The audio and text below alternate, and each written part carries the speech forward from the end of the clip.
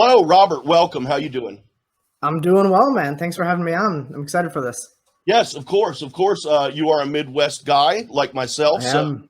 I'm looking forward to finding out a little bit more about your teen years and what kind of hell you got into, if any, out there in the country. I can talk about how that is. Uh, Definitely.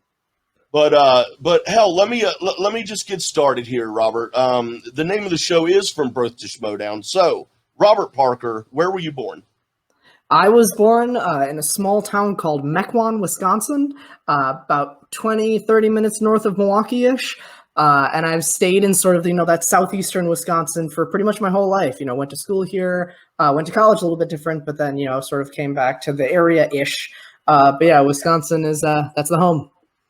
Yes, and you say near Milwaukee. I've got to ask Yep. you, a Bruins fan?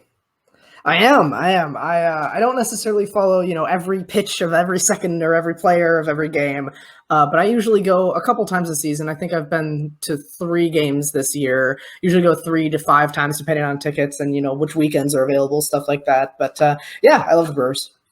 Yeah, I've got my Reds Griffey jersey back here, and we're in the division as you guys. And we've been beating up on you here lately, so that's why I had to bring that up. Yeah, I don't blame you, man. Yeah, the Brewers have not been playing well recently. We've on a losing streak. I think I don't even know how many games I've lost count, but yeah, we've got good pitching. We just have no offense at all. We just cannot make it happen. Yep. And one last thing to rub it in, because being a Reds fan, I don't get to do it very often at all. I think 2010 was the last time that I could rub anything in as far as the Reds. But yeah, we were 8 games out of first in second place. And then we beat you guys like 4 games in a row and 4 games out of first. And we play you guys right out of the All-Star break. And we have a chance to even smash you guys more and get to within a game or so. And I happen to be going to this Sunday's game against the Brewers. Oh, yeah? That'll be good. I'll cheer for him a couple times for you. Just give him a couple claps, just a little bit. I can do that, man. I can do that. But yeah, so what is it like in your area? I would assume, rural America. Was it small townish or was it small city-ish? Because you've got like a major city, then you've got like your non-metropolitan, I guess. Right. It definitely small town feel. Like the town I sort of grew up in has, 2,000 people in the town. My entire school district, elementary, middle, and high school, all combined had less than 1,000 students. Wow. So yeah, very much a small town feel. Like we could go to Milwaukee and we could go to, some other towns nearby, like Sheboygan or Manitowoc. It's not that far to get anywhere, but definitely just a very much small town, hometown vibe. I liken it sometimes to sometimes it feels like the Footloose town a little bit.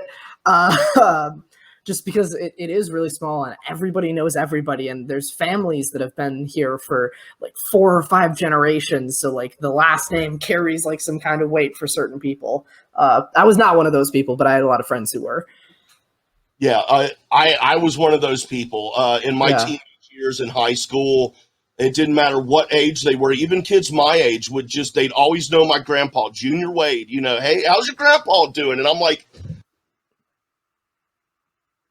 oh, fuck, man. It cut out again. Oh, you're back. Oh, you're back. Woo! Great. Sorry.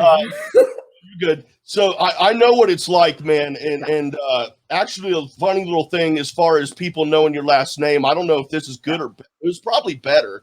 I don't know. But my last name is spelled wrong, actually. The doctor misspelled it on my grandpa's birth certificate. No way. So it should be W-E-A-D rather than W-A-D-E. So I had family that I went to high school with in my class who were my cousins, and it's W-E-A-D, and then we're the only ones in the family with W-A-D-E. So did you pronounce it the same way? Yeah, it's Wade. Yeah, it's German. Really? Yeah. Sure. But yeah, my dad heard one of my friends in high school once. I remember he was like, "See you later, Weed." That was my nickname. "See you later, Weed." And my dad, I get in the truck, and my dad goes, "My name was Weed in high school too, but probably for a different reason." But yes, his was because W-E-A-D, mocking that his name was spelled wrong in the. Sure. I just remember, and I had to go. I looked it up in the yearbook, and sure enough. But anyway, what's your first memory that you can recall? That's a real. See, I have a really, really crappy memory from my childhood, and that's not. Honestly, it's probably like a good thing. Not that there's like a lot of bad things. There's just like so much good. Like it was just a very normal childhood. There was not a lot of family drama. I got along really well with my sister, who's my only sibling. I got along well with really both my parents and our extended family. So for those reasons, like there really is not a whole lot that I remember from that early on. And even the stuff from when I was even in like elementary, middle school is just super like fuzzy. And like, I remember certain things, but I don't have a great memory from when I was younger. I guess like some of the first stuff I remember when I was much younger, when my sister and I were both younger, both my parents worked sort of weird hours. So neither of them were able to like drive us to school to like, preschool or elementary school or whatever it was. But my grandparents on my mom's side, the bus stopped at their house. So we would always like go super early with I guess with my mom and go to her parents' house, get dropped off. And then we'd always like take the bus to and from my grandparents' house. So I was really close with those grandparents. And I remember a lot of stuff being younger and just spending time at their house. And they had sort of like a small farm, and we would like walk down to the river that was right near their property and stuff like that. So I guess, yeah, that's probably the earliest son I can think. I guess like I remember playing with the neighborhood kids too at a really young age. I feel like I maybe all generations think this, but I feel like I was one of the last people in the generation of sort of, you go to your neighbor's house, you knock on the door and you say, "Oh, can Jimmy play tonight?" Like it was one of the last people really before like smartphones became like widely used and before the real digital boom happened. So I guess, yeah, that's what I can think of. If you gave me more time, I could probably think about it more, but yeah, I very, very normal, happy childhood, spending a lot of time with my sister for sure. She was my best friend when I was younger. Yeah. Well, you talk about hanging out outside of the house and whatnot. Yeah. I would assume then you were in more of a suburb area rather than out in the country. Yeah, definitely. My grandparents are more out in the real country, so to speak. But yeah, our neighbors, like we have whatever, 10, 15 houses on our street or something like that. We were close in age enough with the kids from like half of them. So yeah, it was definitely not a walk 4 miles to go find your neighbor kind of thing. Right. I'm just curious, how far away were you allowed to ride your bike? My parents were really trusting of us because we never were kids who like hung out in the wrong circles or like rebelled very much. Both my sister and I were both like sort of on the straight and narrow a little bit. Her more than me, but definitely both of us when we were younger. So we would there were a couple parks that were a couple miles away that we could run to or walk or ride our bikes to and just kind of walk around the park or, yeah, I mean, a good couple miles. And it was definitely, like I said, it was before our phones really. So it wasn't like they could say, "Hey, where are you?" at all times or call us. It was really just, go have fun, be home by dinner time. And we always were, and there was never a problem. But that was sort of our call time is, hey, when it's time to eat, make sure you're back. Yeah, for sure. But yeah, good couple miles. Yeah, it was the same thing for me too. I'm a little bit older than you, so it was a little more lax than that. We could. Sure.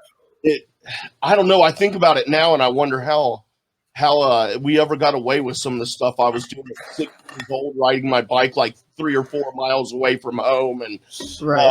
Yeah, times have definitely changed. And also, I want to know obviously a little bit about movies, and I know we'll get later on where movies really start to play a role in your life, but that love comes from somewhere. It's usually from a younger age. How old were you when you started to get into movies, and what drew your interest into anything on film?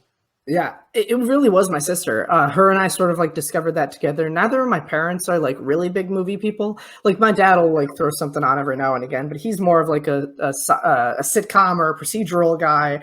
And my mom doesn't watch a whole lot of TV or movies. So it really was just when my sister and I couldn't do something outside, we would watch movies. And both of us from a young age were interested in, we did like community theater, so we were like at least interested in acting and costumes and characters and scripts, and we memorized lines from all sorts of movies. So from a really young age, like we would act out the entire movie of The Princess Bride like more than one time in one day.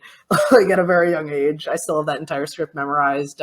Same goes for like some of the early Harry Potter movies. That's really like at a young age I got involved in a lot of movies and series that would later help me study for intergeekdom. The first two Sam Raimi Spider-Man movies are like, I remember sitting there with my sister in our living room and watching those movies. Like we'd put on the first one, watch the whole thing, put on the second one, watch the whole thing, and do it again, and then again, and do that 3 times in one day. So that's where my love for superhero stories comes from. That's where my love of animated movies comes from. It's where my love of fantasy movies comes from. Like, the first time I ever saw Star Wars, it was with her. First time I ever saw Lord of the Rings, it was with her and my uncle. First time I ever saw Harry Potter, like all with her.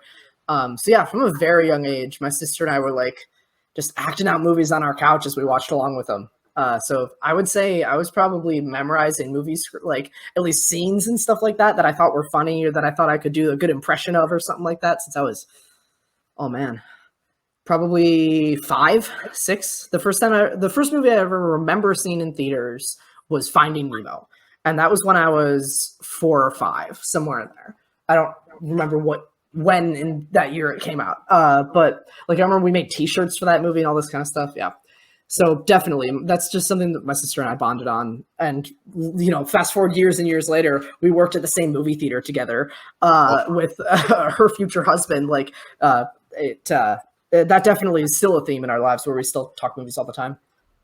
Now, how old were you when you started working in the theater? That was my second job. So I was in high school. I was 15. I was 16. I must have been 16. Yeah, because I started in the fall. So yeah, I was a junior in high school. I was 16. My sister started when she was 16. She's 2 years older than me. So she also started when she was 16. Yeah, she'd been working there for a couple of years. Eventually, she started going to school, and then I was working there for a little bit where she wasn't there, and then she sort of like, came back for a summer or moved back and switched schools, and then we were working at the same time. So yeah, I worked in the theater from like 2014. Yeah, it was the fall of 2014 until like probably mid 2017-ish. So a good couple of years. Now, I've heard a lot of stories from folks who work at movie theaters, and it sounds like a lot of fun and a lot of mischievous things happen. Do you have anything like that? Did you guys maybe not get in trouble, but raise a little bit of hell? Yeah, absolutely. There's probably so much stuff that I can't even remember because we also it's a really small area, so there are definitely days where, especially if you're working like a summer on like a Thursday morning or during the school year on a Sunday afternoon, like it's just dead. I mean, it was a 12-screen theater, so it's not like a small like mom and pop thing. It's one of the chains around here. But there were times where it was just not very busy, so we just made up our own fun, and we would we would try to make paper airplanes to try to throw stuff from like the vending stand all the way up to like where the cashiers were for selling tickets. So it was like, the tickets. And then there was, if we had somebody ripping tickets, they were right behind them. And then you go, a little further back and there's the vending stand. It was just all linear. So we would try to see if we could get try to hit like a cashier in the back of the head or something. It was never with people that weren't like friendly or in on it. But yeah, I used to love like cleaning out the popcorn bin. I hated doing the popper itself in the back, but the bin out front, I was like really good at cleaning that. So I used to have people like coworkers buy me stuff from the vending stand, and I would do that job for them that night or something like that. Or my favorite thing to do, especially because at that time I was obsessed with movies too. So I was seeing everything, not just the comic book stuff and the fantasy. I was seeing basically every movie that came out or that was at that theater for those, 2.5, 3 years. And I would like, if I knew I was hungry at the end of my shift, what I would do is put in, pretzel bites or like a hot dog or some kind of like food. I'd like put it on 5 minutes before my shift ended and then go clock out and then come out and be like, then order it right away. So that was the big thing. But yeah, I can't think of any other like shenanigans. I'm sure there were, and I just can't remember them. I think we used to have to there was one manager where if they were around and it was really dead, we would have to like do treasure hunts or like solve riddles like hidden throughout the theater. Like you would set up these like elaborate weird games. But yeah, it was a really fun time. It was my favorite job I've ever had. Second favorite job, but it was one of my favorite jobs. Well, you had said something there. When it's dead like that, if you guys don't sell any tickets for a showing, do you still play the movie even to an empty theater? Usually not, and that's not like that's not like a, oh, in case somebody shows up. We usually leave it playing for like 15 or 20 minutes, and then the manager or the custodian, or if there ever was a projectionist, which there weren't by the time I was working there, they would shut it off. 15, 20 minutes into the movie, and that's just to like save energy, and it's to save the bulbs on the projectors. It's just to not wear out the machinery. Right, which makes sense, Right. But then every once in a while, like if you were closing, like, your last movie starts at, I don't know, 11 p.m. and it's a 2.5 hour movie, and you get one person who shows up, you have to stay until they leave the building. Yeah. And so those nights kind of can suck sometimes, but yeah, it was great to work at that place. Now, you said that was your second job. Just to backtrack here a little bit, what was your first job? I only worked there for like 6 months. I worked at a dog kennel, actually. So like where people would, go on vacations and they would have to leave their pets, sort of like a boarding kennel for a couple days. And I worked there. It was okay. It was definitely a first job. I just didn't get enough hours to make it worth it. And I was working there for, I don't know, 5 months. And then I started working at the theater, and I just got literally, there were times when I worked one shift in 2 months at the dog kennel just because they had other people who had seniority or whatever. And I was, a teenager who was just happy to get one shift. But even then, at that point, I started working at the theater, and I worked at both jobs for like 2 months. And then I quit the first place because I was enjoying my work at the theater way more. Well, if the theater was your second favorite job, then what was your first favorite job? My first was when I got to college. When I was in college, I worked at, we called it Campus Activities and Student Events. We were big on acronyms. We called it CASE, which basically was the sort of board of students who booked entertainment for the school. So like anytime you had a band or a comedian or a magician or a spoken word artist or, a trivia night or whatever, or a craft night, whatever it was, we were the ones who sort of planned and booked that entertainment, all the way from working directly with the artists and driving them around or working with writers on contracts, like all this kind of stuff.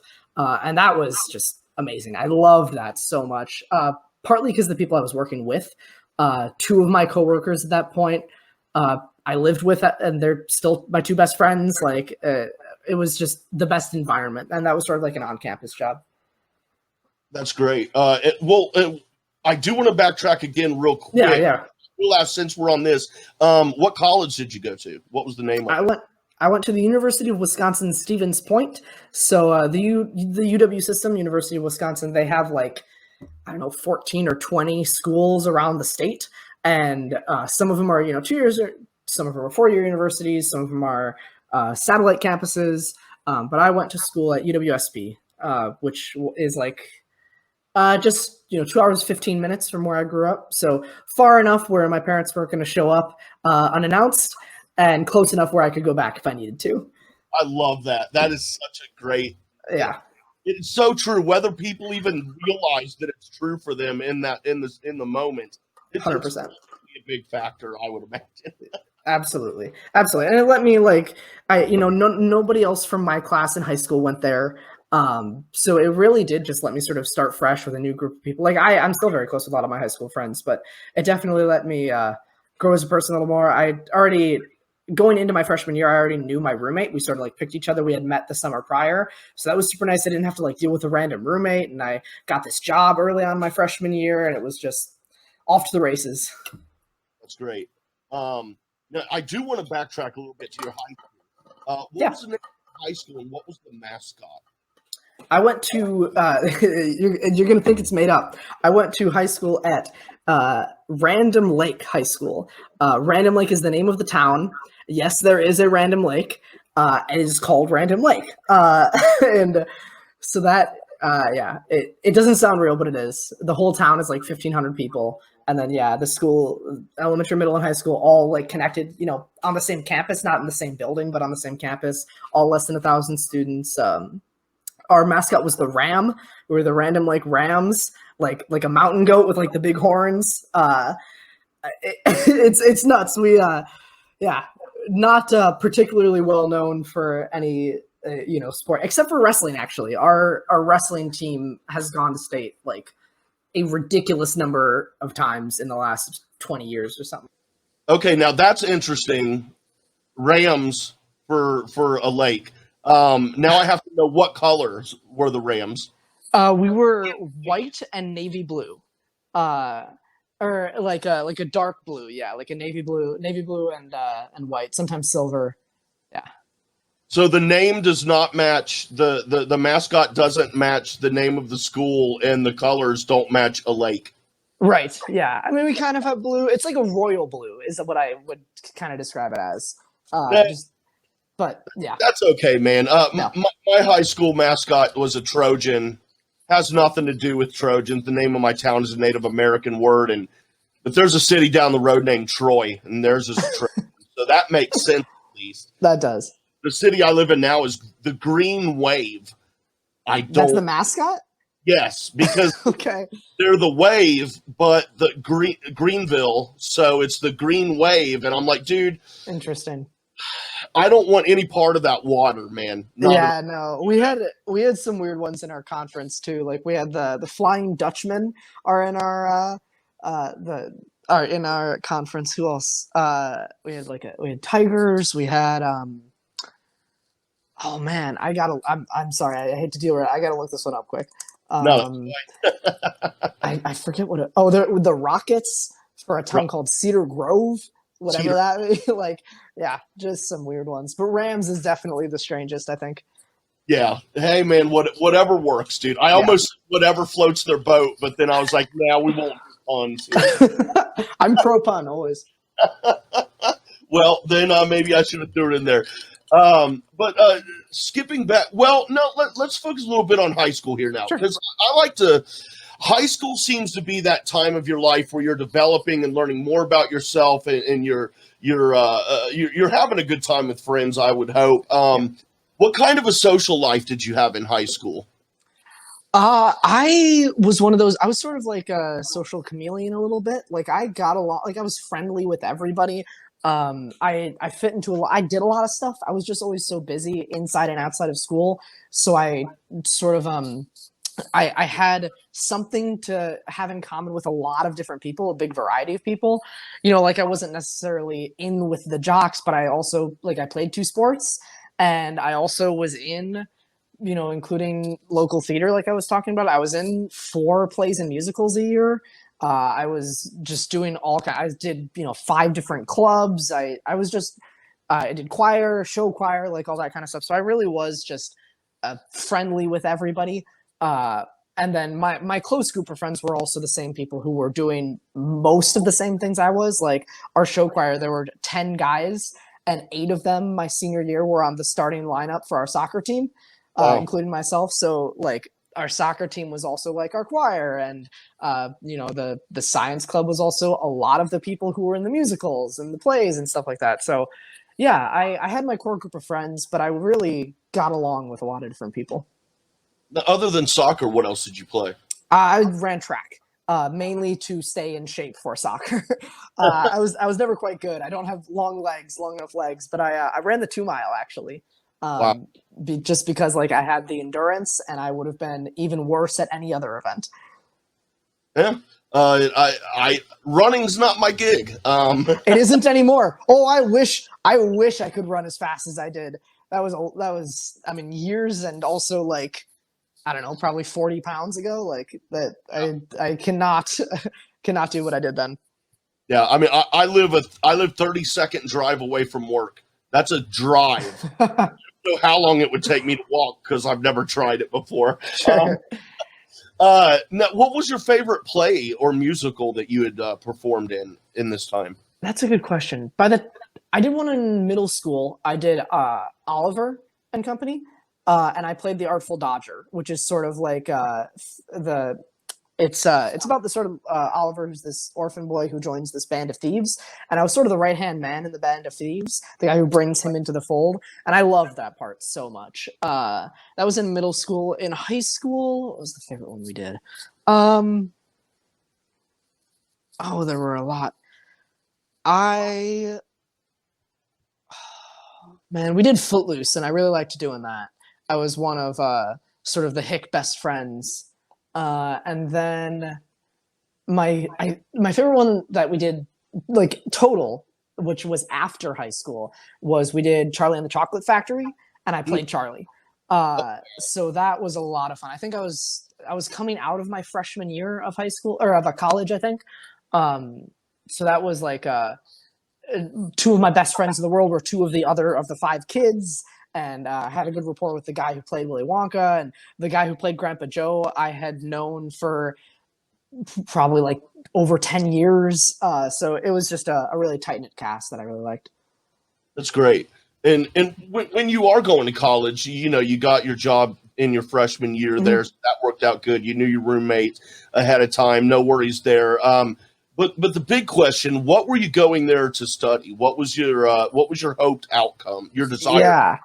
So when I applied and got accepted, I wanted to do biotechnology, which is sort of like you can do a lot of it with like research, where it's like sort of it's hard to describe. But I instantly learned that I didn't want to do that because your first UWSP point, they have a really strong natural sciences program, biology, organic chemistry, that kind of stuff. So I would have had to take like 10 credits of like hard science with labs and all this kind of stuff my first semester. And I was like, nah, I'm good. Which is why they probably do that, to weed out the people who don't really want to do it. And after a couple major changes and adding minors and taking away minors and upgrading minors to majors, I ended up graduating with 3 majors actually in math, economics, and business administration. That's quite a contrast. Yeah, they all kind of complement each other. Like economics and business administration, you take a lot of the same classes for, and a lot of the math that you learn, throughout the math major is very applicable to a lot of stuff you do in the econ when you're doing the, math-based econ, like econometrics and stuff like that. But yeah, really, it was just. Like I'm not working in the math field right now. I'm not working in the econ field right now, but it was stuff I was interested in. And I think having that variety really helped me just sort of get a good grasp on different learning styles and different theories and all that kind of stuff. Yeah, and so far there's been a lot of variety in your upbringing that we. Yeah, definitely. I like doing a lot of stuff. Yeah, which is great. It's good to keep yourself busy. It's good to experience a lot. Yeah. But I'm interested also in hearing about the stand-up comedy, because I'm sure, all of your life experiences play into this. So you've got a lot to play from. Now, you started in college, correct? I did. Stand-up then? Yeah, I had been doing public speaking for a while. Like I did what's called forensics in high school, which I don't know how many schools have that nationwide, but it's sort of like competitive public speaking, but you can choose all these different categories. So you can do like poetry or prose or, group interp or like a solo acting scene from a book or a movie or something like that. And I, for many years, did solo acting humorous. So like I had memorized a script, it was a scene from a book or an essay or something like that. So it wasn't quite stand-up because I didn't write it. But I had been doing, humorous public speaking for many years. And yeah, I decided that I wanted to try stand-up. It's something like I had always had a little notepad in my phone for years, just full of random thoughts that I thought were funny, that I thought could be funny jokes. And what ended up happening was that that group that I worked for, Case, we call it Centertainment at the time, like a center for entertainment. We're real clever that way. Every semester they started doing a comedy open mic night where students on campus can sign up for like a 10-minute slot and for like 2 hours you can come and do stand-up, or hear other people do stand-up, get your friends involved. And it was one of our highest attended events, like one of our most anticipated every single semester. So one semester I decided that I wanted to do it, and that was fall of my junior year. I had gone most of the other times, and I had been sort of slowly working on a small set for a while, but my first time really doing it was at that open mic, and it was amazing. I loved it so much. And then I kept doing it once a semester since then at school, and then I started going to comedy clubs nearby. And yeah, I was doing, by the time my senior year hit, I was doing it a couple times a month, really. And then I graduated and came back, and pre-COVID, I was also doing it, just open mics, really, a couple times a month. I was lucky enough to do it and help open for Mark Ellis in Atlanta, which was a great blessing and a great show. And then when the pandemic happened, I obviously, no stand-up or no comedy clubs are open, no, karaoke bars are open or anything like that. So I kind of put it on the back burner. But I was still writing new stuff, still thinking about new stuff. And then, a couple months ago, I just started doing it again. I've really only gone like once a month, so it has not been as often as it was, but I'm starting to get back in the swing of it. And yeah, it's just something I love doing. It was especially something I liked doing at college because one of my roommates, one of my best friends, one of my coworkers, he also liked writing stand-up comedy, but he didn't like performing it. So we were sort of writing partners, and we could sort of workshop stuff together. We'd have a drink, go for a walk, and you just start brainstorming and shoot the shit. And it was just like hanging out with your best friend, but writing comedy. And it was just so much fun. Is this something that you want to try to do full time, that you want to pursue in a heavier, with a heavier load, or is it something that you just kind of enjoying doing now and then on your spare time? Yeah, for right now, I think it is just sort of a hobby. It's something I enjoy doing. I don't think it's something that I would like to pursue for a career, because part of that is because working at Case at college, I saw what stand-up comics, like I saw their routine. I hired so many of them from hearing all their sets, and I worked with them closely because that was part of the job. And the career of a stand-up comic didn't really speak to me, mainly just because of all the travel. I didn't really want to be traveling colleges and being on the road X number of days per year to talk for an hour, then move to the next town. And that's no shot at anybody who does. Like to have the resolve to be able to do that and to enjoy doing it, I think is extremely impressive. It's just not something that I wanted to do. So for now, it's just something that it's a hobby. If I have friends in town, we'll go and I'll do a set, and or I'll open for somebody I know or something like that. Or I've hosted those open mic nights before and all that kind of stuff. But it's just something that I enjoy doing because I just like it. Is heckling anything that you've had to do?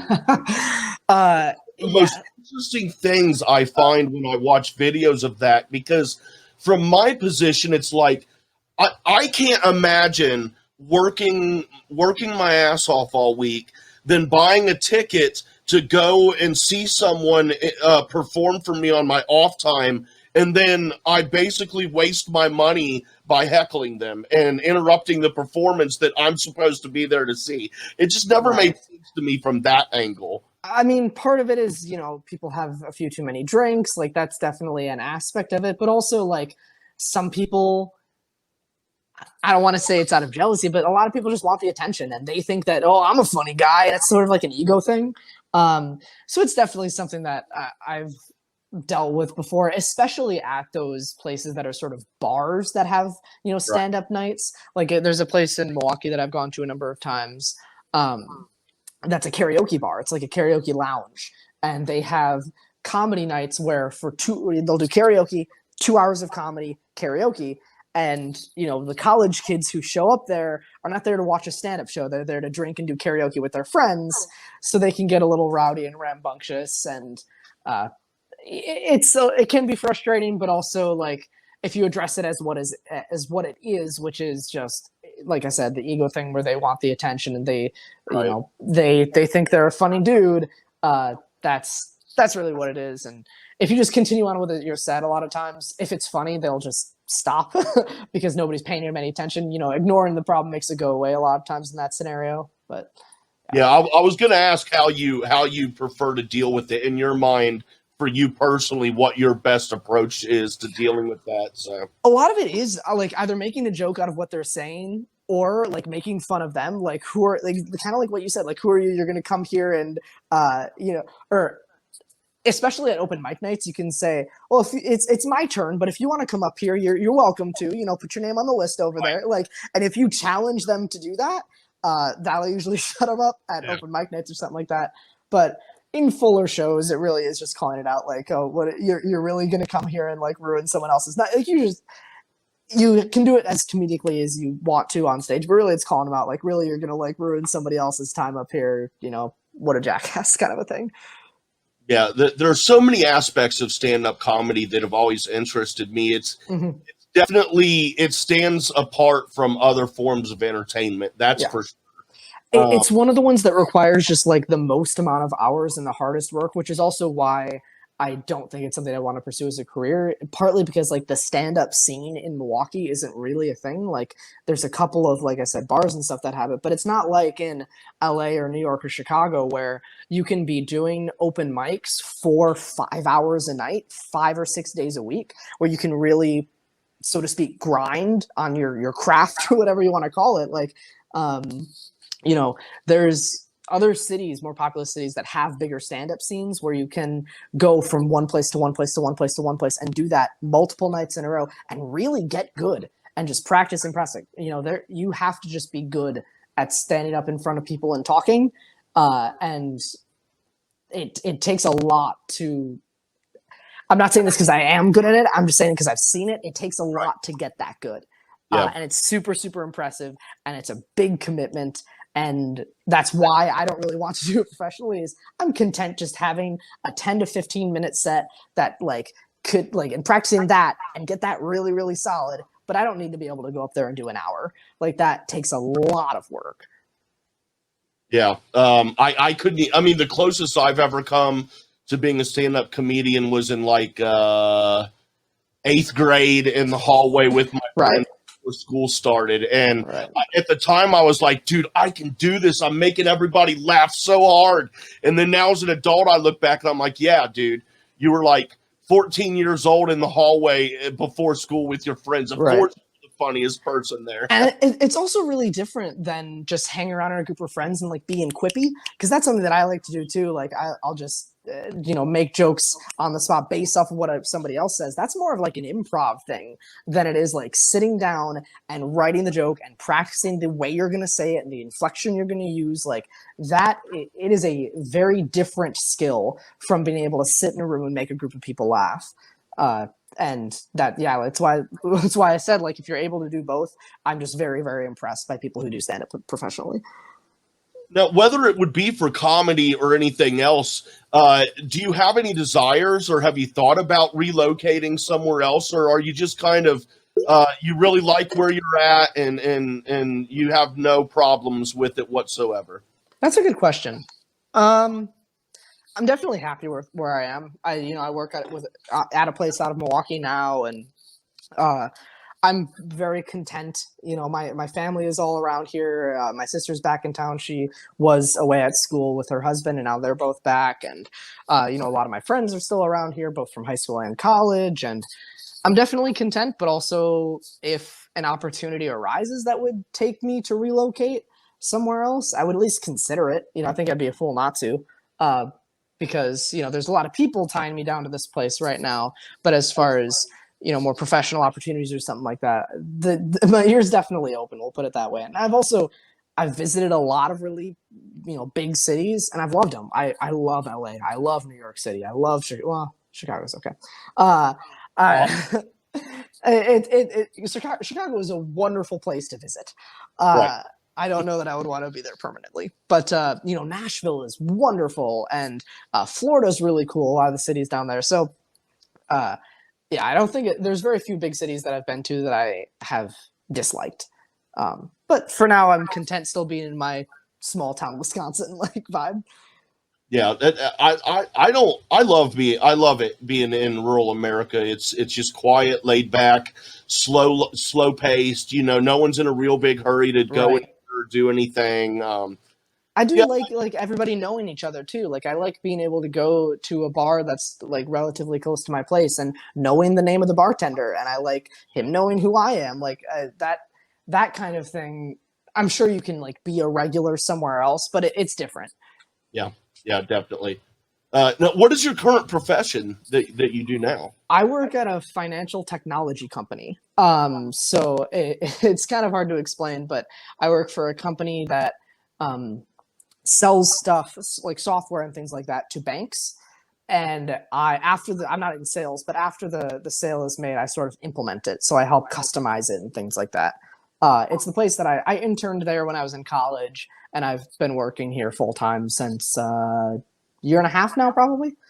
Okay, so you just graduated college, what, a couple of years ago? Right before COVID. I graduated in December of 2019, and the pandemic started in lockdown started in March of 2020. The pandemic started much earlier, but lockdown in the US was, literally 3 months after I graduated. Yeah, you're younger than I thought you were. Yeah, I get that a lot. Actually, especially that's not true. Actually, I often now that's the case. Mainly because like the beard and stuff, but like when I had like just graduated, when I was clean shaven, even when I was in the Schmoedown last year and stuff like that, people were definitely thought I was like legitimately thought I was like 12 or 13. Oh, dude, please don't take offense to this, but when no, none taken. Draft when when Shannon drafted you, it was Shannon, correct? No, Kaiser drafted me. Kaiser was, yeah, that's right.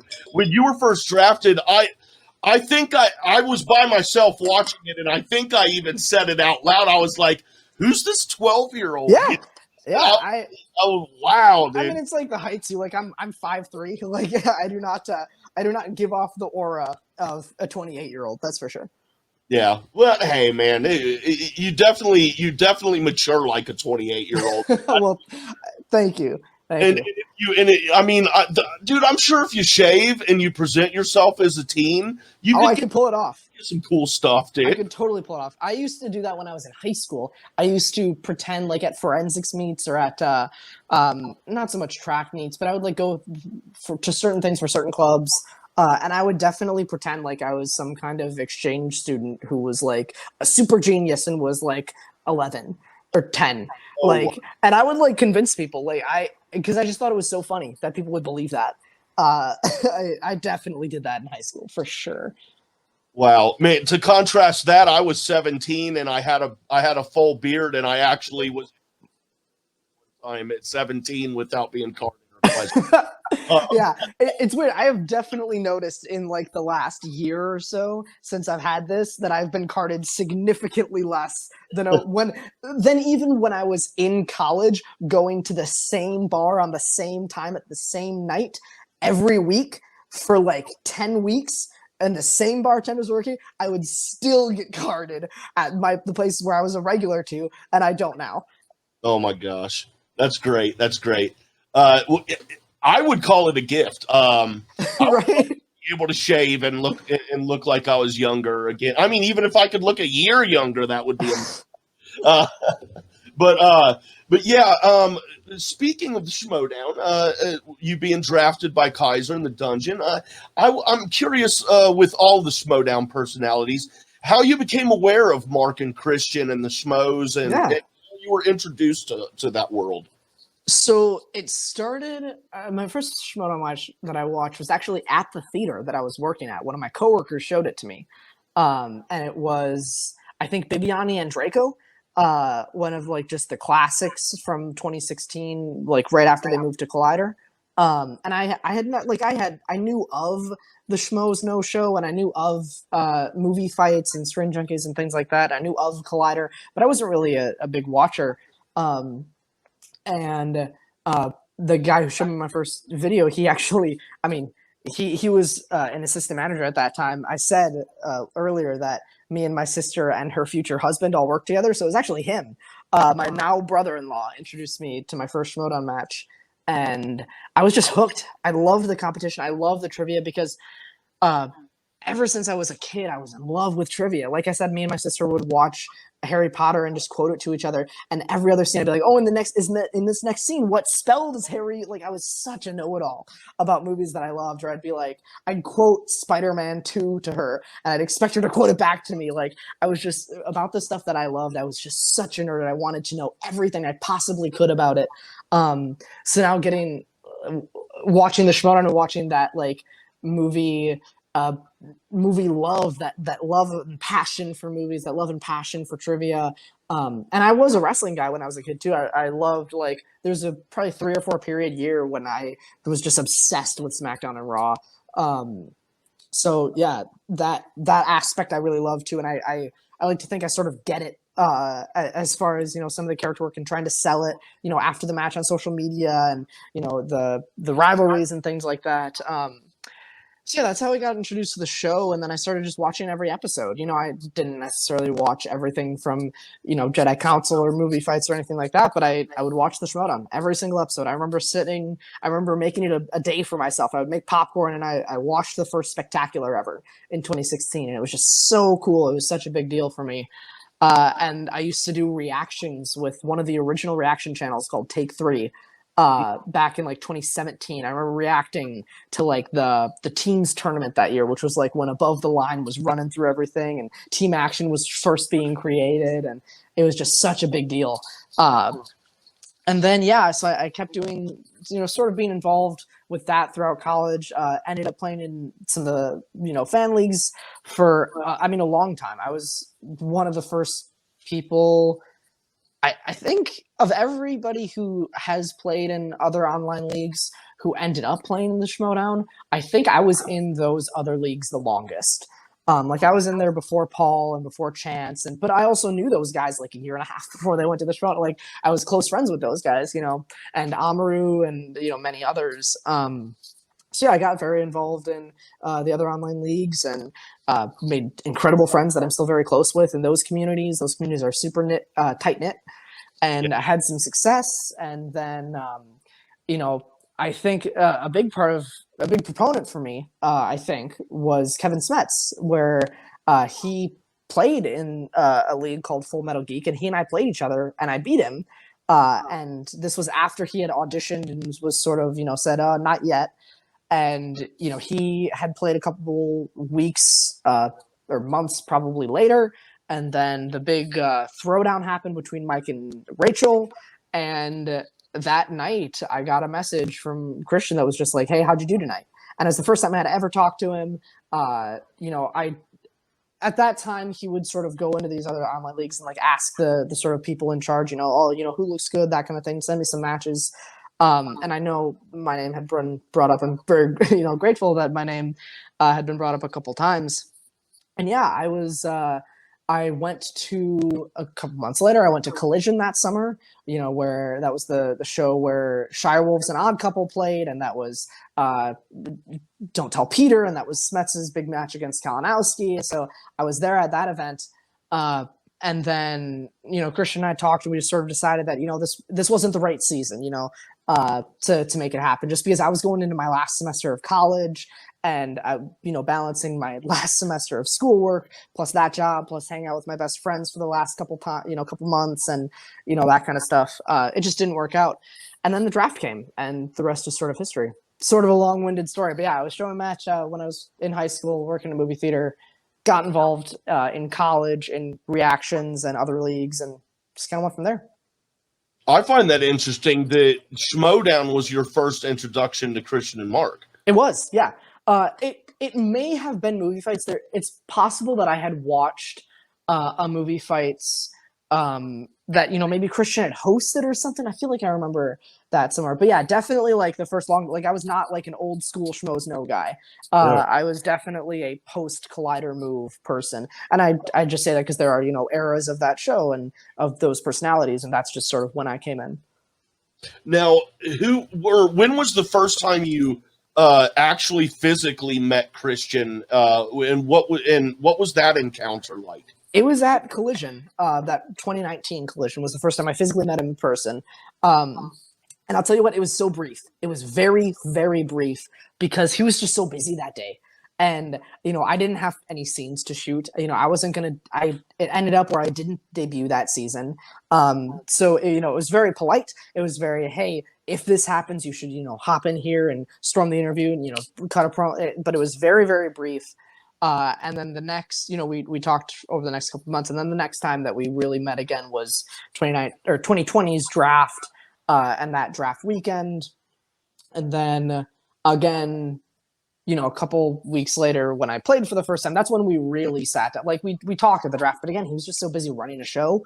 And then, I met him, like really sat down and talked about the character and talked about what I wanted out of the show and the debut, when I played Ace, which we shot, I don't even know when, early February, maybe, of 2020. And then I went to Atlanta and we, chatted more there. And then, 2 weeks after Atlanta was when lockdowns really started to happen. So I have not had the pleasure to meet him in person more than 5 times. Mark, I've met a few more times. Actually, Mark, I talked about when I was working at Case in Stevens Point, I was hiring magicians, comedians, bands, things like that. I hired Mark Ellis to come to our college. Wow. So I met with him that night, and I told him more about how the Schmoedown and how we briefly met at Collision, and we talked about the upcoming show. That was like 2 weeks before Spectacular, maybe a week after Spectacular, something like that. It was right around December of 2019. So actually, I had met Mark more often than I've met Christian, but we still, we have a open channel of communication, especially when a match is coming up, send me notes and stuff like that for promos. It is also very tough to do in the digital era. Because in studio, it's much easier for him to sort of pull you aside and say, okay, these are the beats I want you to hit, rather than try to do that via a voice message or via an email. It's just much more concise when that stuff is happening face to face.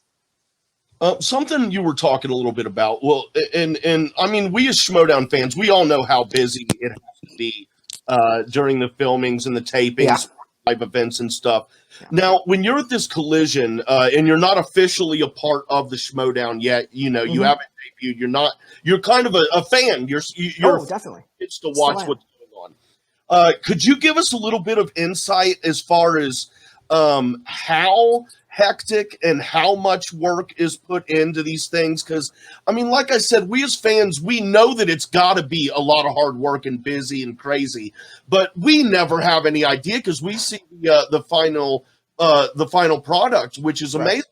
Could you give us a little bit of insight into that? Yeah, a lot of the credit goes to the tech crew. When we were in studio, the people that come to mind, RB3 and Ben Goddard and Dwayne and Ace and many, many more. Like there were a lot of people that I'm sure I don't even remember their names, unfortunately. Alex, there's a lot of people.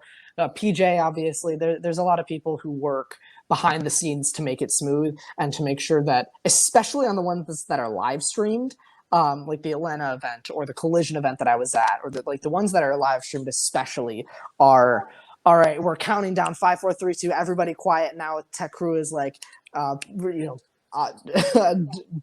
working to the 9s, and everything's turned up to 11. And a lot of that goes to the tech crew. I don't know how they do it virtually, because mainly just because all of those people who are part of the tech crew I don't see them on the Skype call, physically in studio. If I'm not playing the match and I'm just standing, in the crowd, I can see the people. This person moves to this camera, adjusts this shot. This person changes this light bulb, this person's watching the stream, whatever it is. I can see all the hard work. I have not been fortunate enough to meet a lot of the people behind the scenes, especially at Skybound and, any new people they've brought on to do tech stuff virtually, but they're for sure the real heroes. But it's definitely busy. It's crazy. It is 30 seconds. This match is over. 30 seconds to change the TVs over to the new names and change the colors over and bring the new competitors in. If we need to switch out hosts, it is. And the ones that are live streamed is hectic. The days that you tape in studio, I've only been to one, so I can't speak that much. One that wasn't live streamed. But it's a little bit more laid back, but it's definitely busy. All the tech people are working really, really hard. And, maybe you have a couple more minutes in between to talk to the hosts before the match starts or something like that. But really, it's a pretty well-oiled machine on day of. just this whole talking about the being in studio versus being digital, and how you can't see a lot of people who are involved in making the show digitally, but when you're there, you can. Yeah. Have you ever been in the side? I don't recall specific. I'm more of a overall competition. I enjoy. You're totally fine. Than details. Now, do you recall being in studio during a challenge at all? So yes, I do you remember the Alba situation? Oh yes. So it was a teams match with Who's the Boss and Odd Couple, and that was the same day that I played Ace. It was my one day in studio, and I was shooting a promo with Kaiser because my match was coming up. I don't know, next or the one after that or something like that. And Christian was there. You know, we were workshopping, and in the other room they were shooting that match. And Jen Sturger walks in the room and goes, "Christian, we got a situation." So he like runs out, you know, me and Kaiser, you know, we bullshit and shoot the rest for a promo together with, you know, Nerd Chronic and another gentleman that I can't remember his name. I don't know. I don't think he works at Step On anymore, but at the time he did. And she took him out of the room for the Elba situation, and it was hectic. I could hear it from the other room, just people standing up and shouting at each other, competitors, people in the audience throwing in their 2 cents. Right. And so I wasn't even directly in the room, but I could hear it happening, and I could like sense how serious it was. But I've definitely heard stories of like David O. Russell when that happened in 2018, or Jane Fonda when that happened in that team's match. I've definitely heard tale of some of the horror stories of ones that go on for, you know, 15, 20, 30 minutes.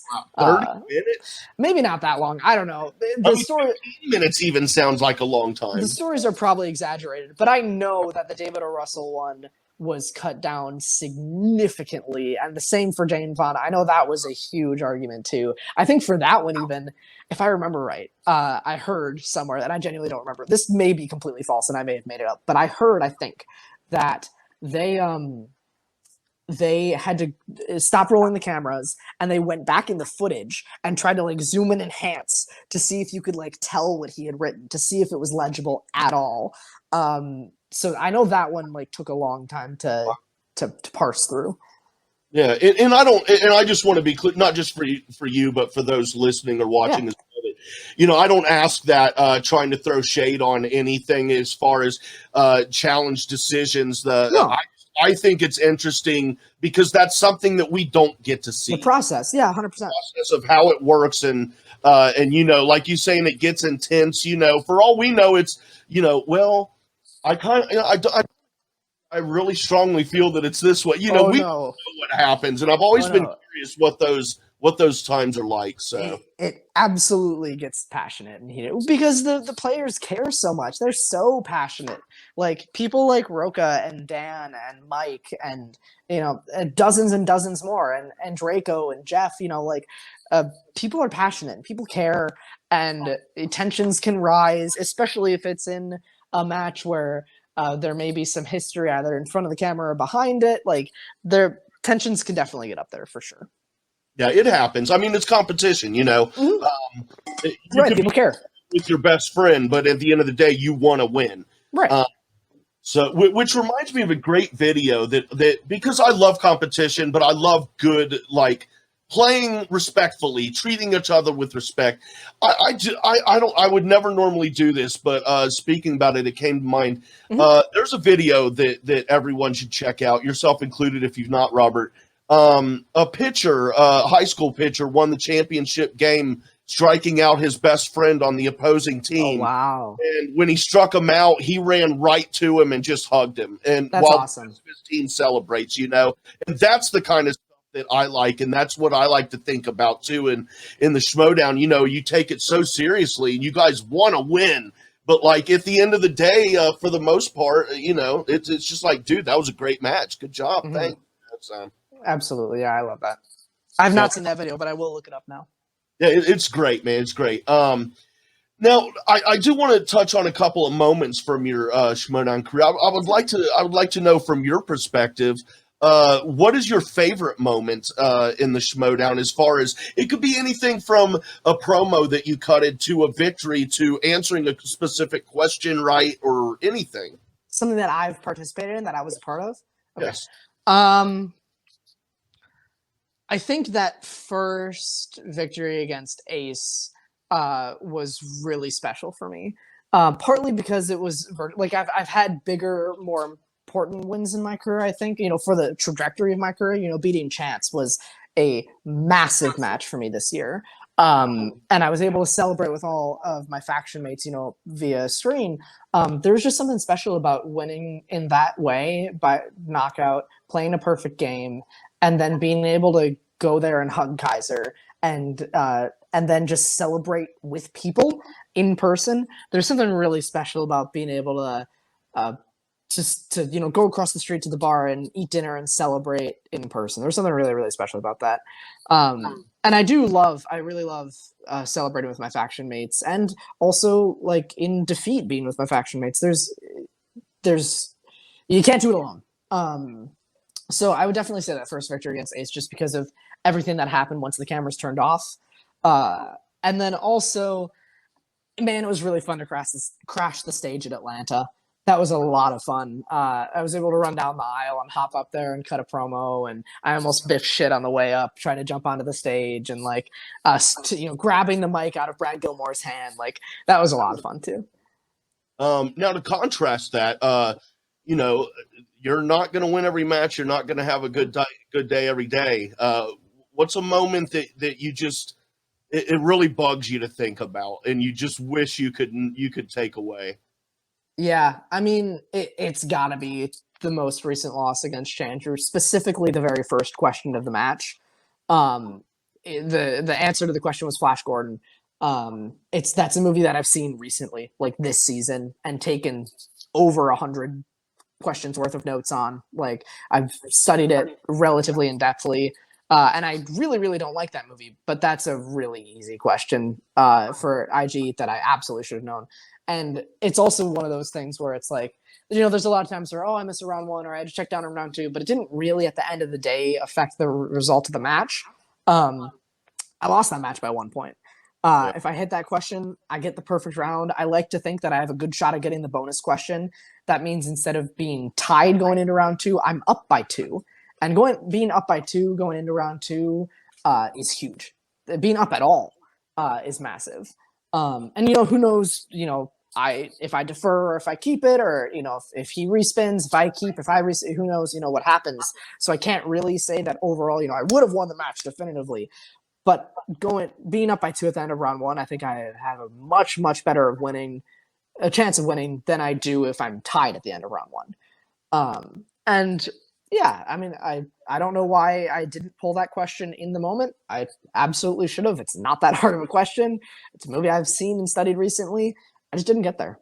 And those are the ones that sting the most. I think I said it in the post-match. I honestly haven't rewatched that match because I don't want to.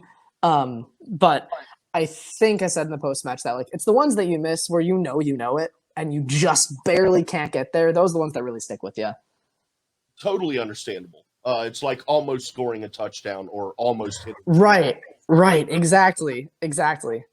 Now you've got a lot of matches left in your future in the Schmoedown. I'm just curious, being a big Schmoedown fan like you are, have you given any thought to any part of the Schmoedown that you would like to be involved in after your career as a player? Is there anything that you think that you can contribute or bring to the game? Definitely. I actually talk about with Mara like semi often. I think that I would love to, whenever I hang up the suit, which who knows when that'll be. That could be next year. That could be 10 seasons from now. Who knows? But I think whenever that happens, I would love to be a question writer for the Intergeekdom division specifically. It's something that I've been doing for a long time. Before I was in the Schmoedown, I wrote questions for a lot of the other online leagues, and I just think I have a really good perspective as a former player of what's a 3, what's a 5, what's an easy round 2 question, what are good multiple choice options that might steer them the wrong way, good distractors, things like that, how to curate a good match. I think I would I think it could be a very big benefit for IG question. And don't take that as me saying that the IG matches right now are not spectacularly written, because they are. PJ and his crew do an incredible job of curating the matches. They do an incredible job of writing great questions. I just think that I could help take the load off of them a little bit were I to join the writing team. Oh, that would be very interesting. And it no matter what it would be, it'd be great to see you stick around and help out the Schmoedown in any other way. Like I said, maybe 10 seasons from now, who knows when it'll be. Right.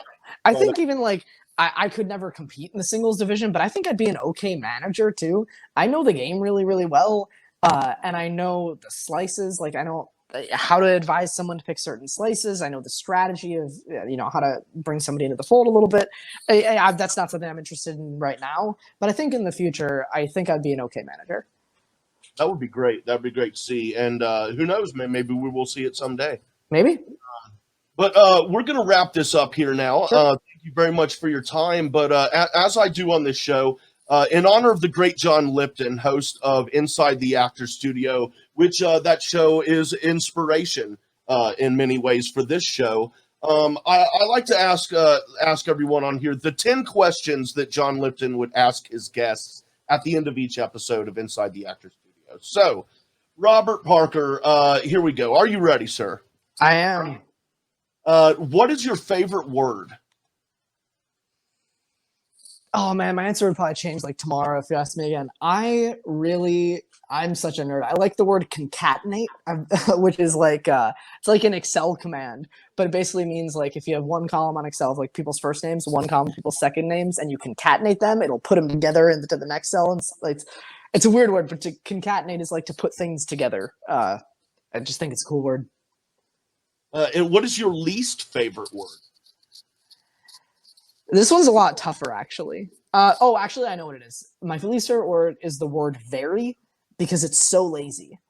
Like, how are you? Oh, I'm very good, instead of saying I'm spectacular. Like, it's just there's so many better ways to say I'm very something. Very is such a lazy word. I hate it. And what turns you on? I would say people being kind to strangers, or just kindness in general, just having empathy for people. And what turns you off? Negativity. People who can never be positive, who are negative all the time, who are always shitting on themselves or the world, and everything sucks all the time. People who can't find positivity. What sound or noise do you love? Oh, there's so many. I would say like a fall night bonfire. Like the crackling of the fire, like sitting around a bonfire with your friends on like a fall evening is just nothing beats that. What sound or noise do you hate? The noise that anything makes when it touches a balloon. Like the squeaky noise, it gives me goosebumps. I hate it. I hate it so much. Oh, man. No one's told me that one yet. I like that. I hate it.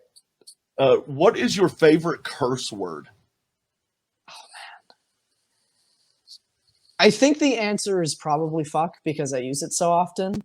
But also I think like there's some really good comedic times to use horse shit.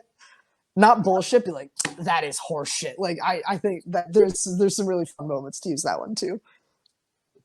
What profession other than yours would you like to attempt? When I was younger, I wanted to be a journalist, like a reporter, not necessarily like a news anchor, but like an investigative journalist or a reporter. I think I would like that job a lot. I really enjoy writing, so some kind of reporting I think I would like. And what profession would you not like to do? This is only because I have so much respect for them, and I would suck as one, and it's a teacher. I think teachers are heroes and deserve to make all of the choices about what is taught in classrooms, and like I think they're criminally underpaid, and I would just be such a shitty one. If heaven exists, what would you like to hear God say when you arrive at the pearly gates? You did good. And you did good here too. Thank you very much, Robert Parker. It's been an absolute pleasure talking to you. Yeah, this has been great. Know you. Thank you very much for your time, and good luck in the remaining season and the rest of your career here in the Schmoedown. Thank you very much, Jay. This has seriously been an absolute pleasure. This has been amazing. Thank you very much for having me on. Be sure to check out Speaking of Schmoedown, a sports talk show devoted to the movie trivia. Schmoedown airs Saturdays at 11:30 a.m. Pacific Time, 2:30 p.m. Eastern Time, here on the Jcast Network.